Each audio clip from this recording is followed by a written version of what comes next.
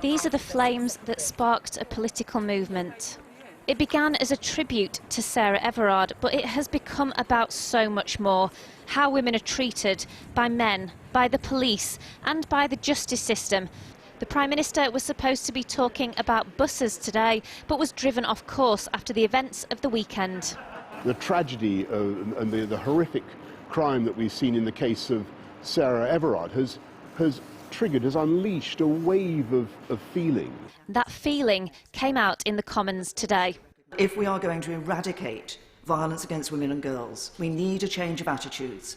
And that is about dealing with perpetrators, changing their behaviour, but also teaching young men and boys about respect for women and about what is or is not acceptable in a relationship. My constituents have reacted with justified anger to the Metropolitan Police's treatment of those in attendance at this weekend's vigil to commemorate Sarah and all women who lost their lives to gender-based violence. It's bitterly ironic that an event intended to highlight the issue of public safety for women was blocked on the grounds of public safety. I was contacted by a female police officer today to tell me of what happened to her on that night. She was threatened. She was told that she should have been murdered, not Sarah Everard.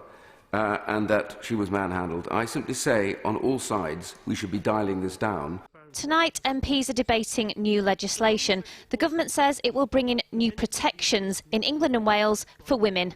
But the opposition say it will bring in new protections for statues. The 296-page bill we will consider later today contains the word memorial 8 times and fails to include the word women once.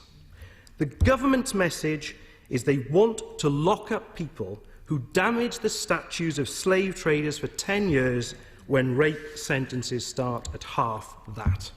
The bill will also give the police more powers to break up protests, measures that now seem to some badly timed after these scenes from Saturday night's Sarah Everard vigil. But they have been a long time coming from a Home Secretary that called Extinction Rebellion criminals and described the Black Lives Matter movement as dreadful. Today, she was more sympathetic. Some of the footage circulating online of Clapham Common is upsetting. So whilst the police are rightly operationally independent, I asked the Metropolitan Police for a report into what had happened. But beyond that, she has backed Metropolitan Police Chief Cressida Dick, who faced calls for her resignation over her handling of the Clapham protests. Backed as well by the Prime Minister, she was called in by him today for emergency talks on how to improve women's safety. Back in the Commons, the Home Secretary set out further plans to protect women.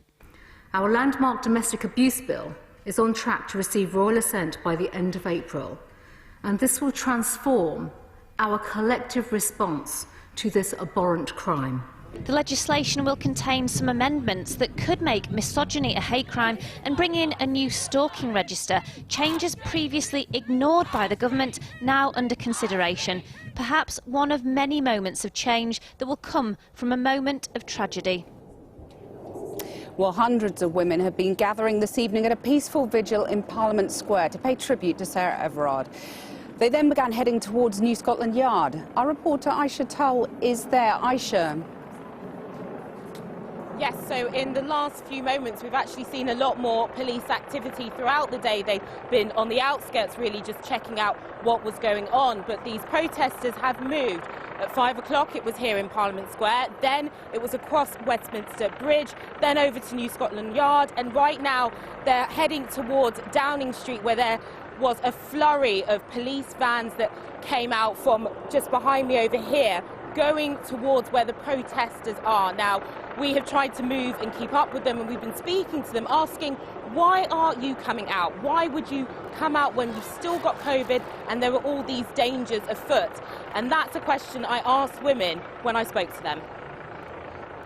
I cannot believe that I've been protesting about the same issue for 35 years now, and we don't seem any further on from where we were when I was a teenager. So fed up, really. I have been going to protest for a really long time. My mum has been encouraging that because it's our generation that's going to be affected by this and the future generations. We are fighting for our rights and trying to change the world. Felt like it's the appropriate time to be down here making our voices heard and showing we're not going to stand for this one.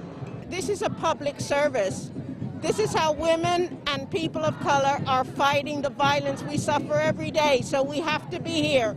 Just like for Black Lives Matter, we had to be out. We have to be out now. We have no choice. And in the last few minutes, the Metropolitan Police has announced that it has referred a probationary officer to the police watchdog after it was made aware of what it calls an inappropriate graphic that the officer allegedly shared with colleagues via social media. The constable had been involved in the Sarah Everard search operation in Kent. The Met says the officer has been removed from these duties and placed in what they call a non-public facing role. They say the graphic does not contain images of Sarah Everard, but that they have made her family aware of the incident.